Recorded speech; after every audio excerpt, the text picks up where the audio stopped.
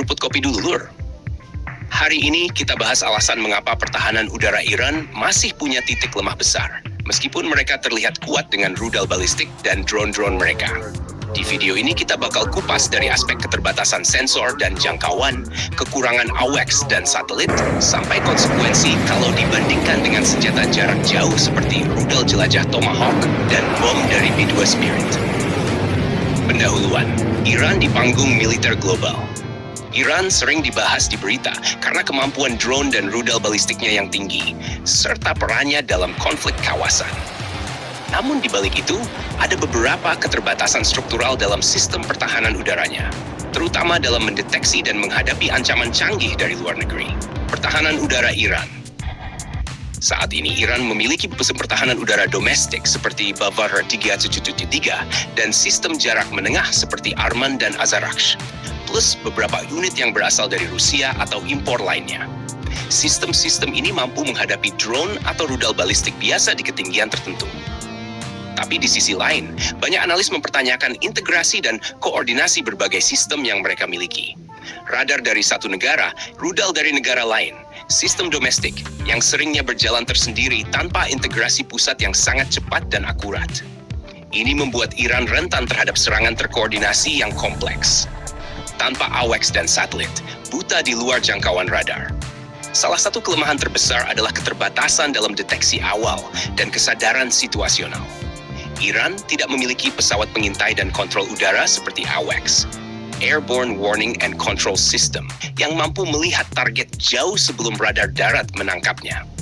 Mereka juga memiliki keterbatasan dalam jaringan satelit pengintaian, yang artinya pesawat atau rudal musuh bisa mendekat tanpa terpantau secara optimal. Akibatnya, sistem udara Iran cenderung bersifat reaktif, bukan proaktif, baru mengetahui ancaman saat sudah dekat, bukan sejak awal terdeteksi jauh di luar wilayahnya. Rentan terhadap serangan jarak jauh, seperti Tomahawk dan B-2. Sekarang bayangkan skenario serangan modern. Rudal jelajah seperti Tomahawk bisa diluncurkan dari jauh, dari kapal selam atau kapal perang di laut, dan mendekati target dengan profil rendah yang sulit dideteksi radar tradisional. Dengan keterbatasan AWACS dan satelit, Iran punya jendela kecil untuk mendeteksi dan melacaknya sebelum mencapai target. Northrop Grumman B-2 Spirit dan bom bunker busternya mampu masuk ke wilayah pertahanan tanpa terdeteksi, atau minimal terlambat terdeteksi oleh radar Iran. Dalam operasi besar seperti yang dilaporkan tahun lalu, pesawat ini terbang ribuan mil dengan pengisian bahan bakar di udara dan bahkan tidak sempat mendapat respons efektif dari sistem pertahanan Iran saat menerobos ke dalam. Di operasi tersebut, jet serta rudal jelajah diluncurkan secara terkoordinasi untuk memecah kemampuan deteksi musuh. Dan hasilnya terbukti. Tidak ada tembakan efektif yang muncul dari pertahanan Iran selama gelombang awal serangan. Konsekuensi keterbatasan ini, walaupun Iran terus memperbarui sistemnya, termasuk dilaporkan melakukan uji coba sistem seperti S-400 buatan Rusia, kebutuhan utama mereka tetap pada sensor dan integrasi komando yang lebih canggih, terutama untuk menghadapi ancaman stealth dan serangan jaringan terpadu dari negara maju. Tanpa AWACS, satelit intelijen yang kuat, serta integrasi data real-time, sistem pertahanan udara, walaupun jumlahnya banyak, gagal menjadi mata dan otak yang efektif untuk menghadapi ancaman modern.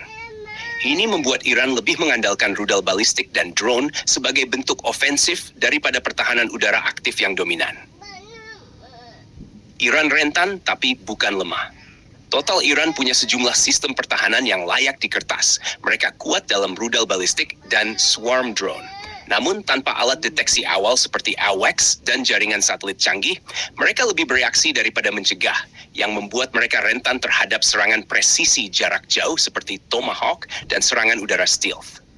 Jadi, meski kapabilitas mereka terus berkembang, ada gap besar ketika menghadapi teknologi pertahanan udara komprehensif yang digabungkan dengan intelijen ruang angkasa dan kendali penerbangan lanjutan. Jangan lupa subscribe, like, dan komen di bawah sambil ngopi. Sekian dulu pembahasan kita tentang kelemahan pertahanan udara Iran dan bagaimana hal itu berpengaruh dalam konflik udara modern. Sampai jumpa di video berikutnya.